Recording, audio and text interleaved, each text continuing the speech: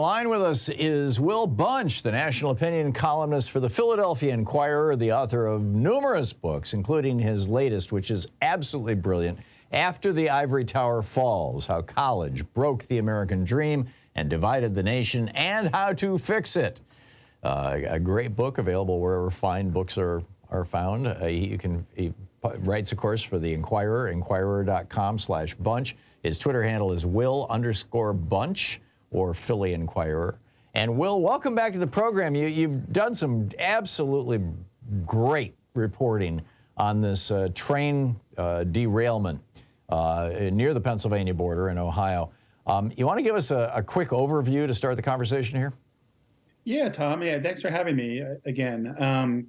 So I started pulling string on this over the weekend because it was kind of weird. Last week, including the day that Norfolk Southern blew up the train in this controlled explosion, which they claimed was supposed to make things better, but it sure didn't look that way. It unleashed this black toxic mushroom cloud over this town of 5,000 people. And but over the weekend, I was kind of shocked at how little coverage this was getting in any of the mainstream. I think most people don't even realize that they exploded their own train intentionally. I think people thought it was just, a byproduct of an accident.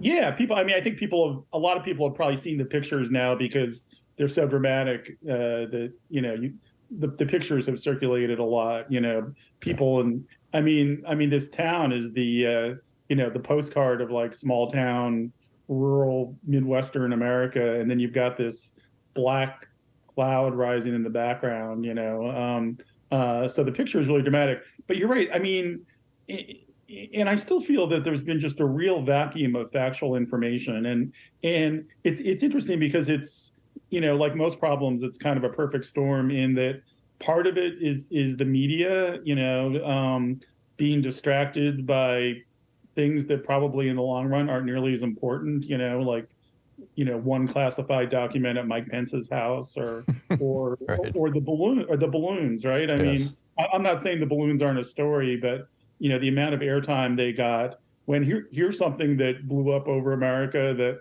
wasn't this nylon thing that floated gently to Earth. It's this cloud of cancer-causing chemicals. I mean, to me, that seems like a more dramatic story. Well, I think that's the other piece of it.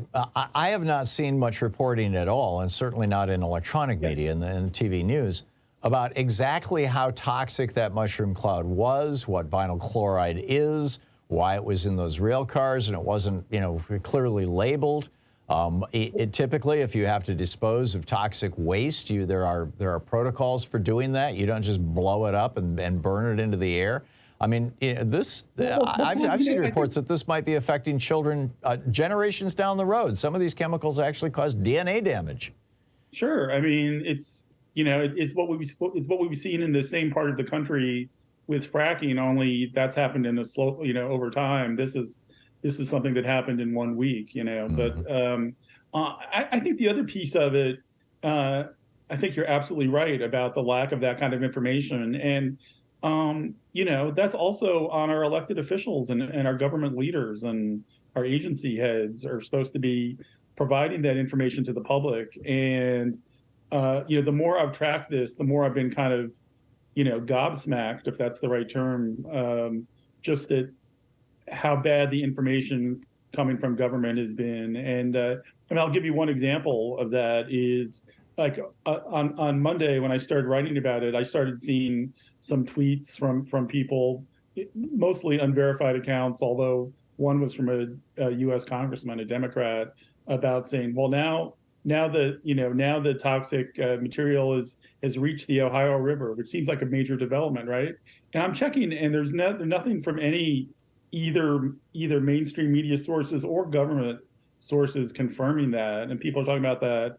I'm thinking, well, this is just like disinformation. And lo and behold, yesterday afternoon, finally, Tuesday afternoon, the Washington Post reported that, they are monitoring a plume that's reached the Ohio River. And the Ohio River is a water supply for millions of people. I mean, it feeds into the Mississippi, doesn't it? It's gigantic. I mean, if you remember, we had a similar situation, with a spill in a river near Charleston, West Virginia, a couple of years ago, where they had to shut water systems down. Well, this is on a much potentially on a much bigger scale. I mean, it's a bigger river, and so the authorities are saying, well, it's such a big river, it dilutes the, but nobody knows what to believe, and so you've got misinformation, you've got people tweeting, and on both sides, on the right and on the left. It's not even an ideological problem. It's just people, and people are, and the thing is, people are legitimately concerned about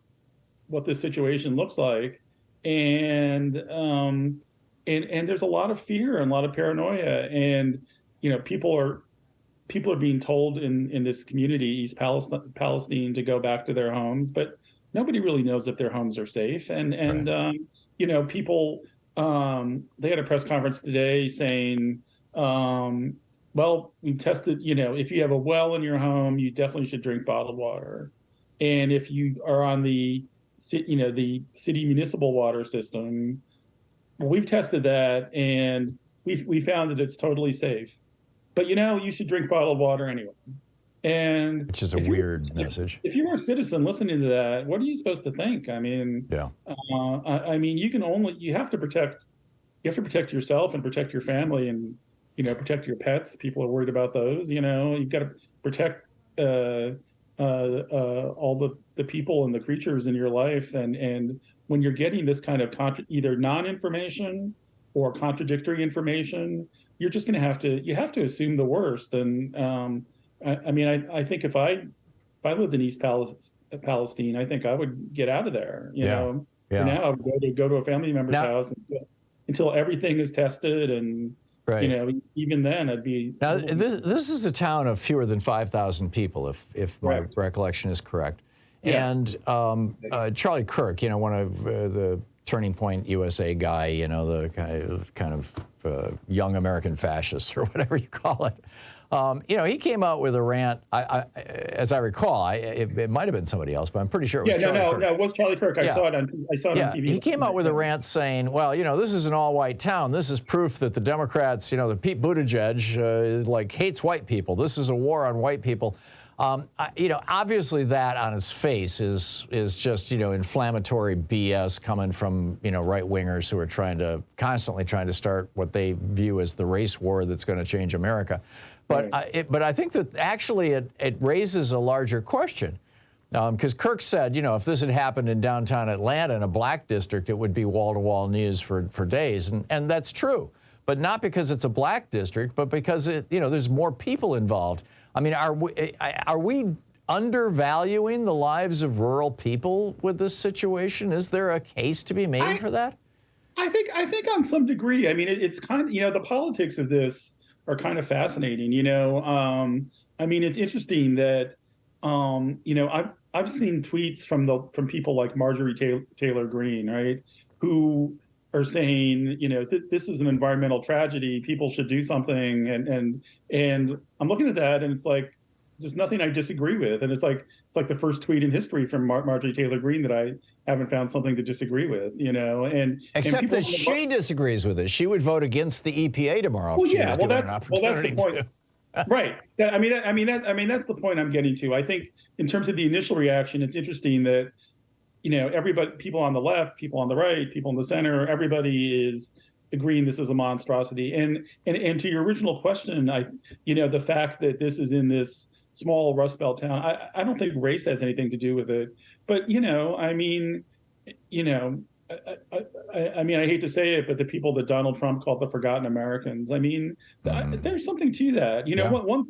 One thing that's kind of related and kind of fascinates me is, and it's something I wrote about a couple of years ago, a column about, is the nearest metro area to East Palestine is Youngstown, which we all know Youngstown is like the poster child for industrial decline in America. Isn't that where the Cuyahoga River caught on fire, or am I that was Cleveland, I think. Cleveland, but they've had other, I think the Mahoning, I think, is the river that goes through Youngstown, but has had environmental problems. But in 2019, Youngstown became the first American city without a daily newspaper. Its newspaper, the Youngstown Vindicator, closed, and I think again, when you start talking about disinformation and misinformation and lack of information, not having a daily Metro newspaper in your hometown, well, Right. that's a good way for people to, instead get their information from what their uncle's posting on Facebook or whatever. Yeah. And I think we're seeing a lot of that, and so I do think this is forgotten community, but I think the bigger point, and I think, you're hinting at this, Chris Hayes did a commentary about this on TV last night, but, the bigger point is the Republicans can, be outraged all they want about, this forgotten Rust Belt community and how it's been dumped on now. But first of all, they, set the conditions that caused this problem, and they don't have a solution. The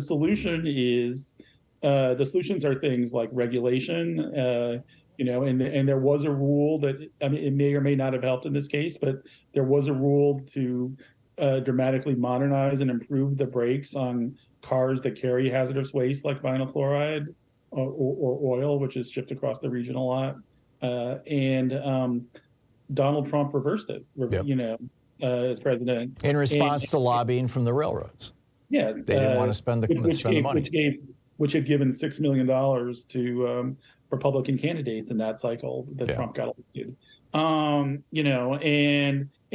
this Republican-led House isn't going to regulate the railroads, so I don't expect that any soon. And what about the unions? When it comes to like maintenance and track problems, the rail workers unions have been saying, look, we need things like the sick time that they didn't get in this contract negotiation last year, because if workers can't take paid sick leave, it's going to lead to accidents and mistakes, and here we have one. And here we are. This is really just a metaphor for many of the evils of capitalism right now, not the way we do capitalism. At least unregulated capitalism. Exactly. The laissez-faire form that the Republicans are so fond of.